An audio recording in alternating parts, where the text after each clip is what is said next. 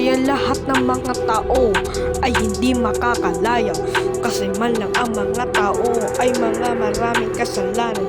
Lalo na si Mochi, maraming kasalanan. Nang hinahanap niya si Mocha, gustong palayain ni Mocha si Mochi. Kaso hindi niya kailangan gawin yun para walang malas sa kanya. Kailangan niya kasing humingi ng patawad.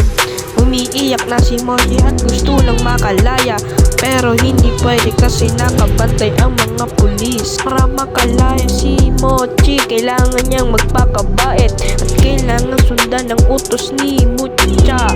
Para kailangan mapalaya si Mochi. Nagpapaisip na si Mocha kung kailan pa kakawalan si Mochi, kasi laging nakakulong si Mochi. Nagmamakaawa na si Mochi sa pulis, para gusto niyang makawala at nag-iisip siya ng paraan. Si nanay nga pala ang iniisip niya para mapakawala ang anak niya, kasi si Nisha ay isang mabait na pusa. Hanap si Moching pulis. Gustong pakawalan si Mochi, kaso bawal talaga. Kaya nag-iisip sila ng paraan kung kailan sila pakakawalan. Nag-iisip na si Mocha at pakakawalan na si Mochi, at sinutusok na niya ang isang taspat. At nakawala na si Mochi, kailangan niyang maghiganti sa mga pulis.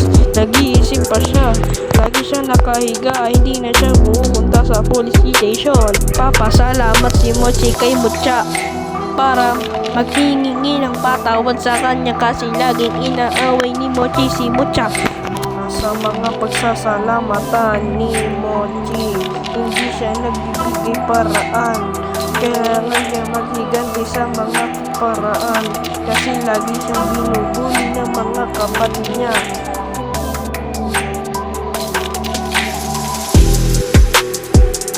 Hello guys! Ako nga pala si Skycat. So maraming vista na tayo guys. So malapit na tayo mag 300 followers. So ingat lang tayo guys. So road to 300 followers and road to 1K followers. So kaya nyo yan guys. Supportive kayo sa amin. Maraming salamat po guys. Road to 300 followers. Malapit na po guys. So follow and subscribe. So magsi-60 subscribers na po tayo sa YouTube.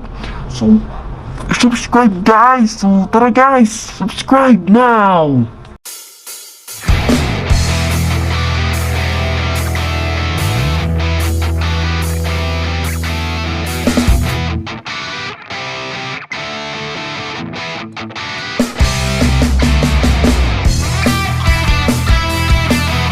Ano ang English ng alas 5 ng madaling araw?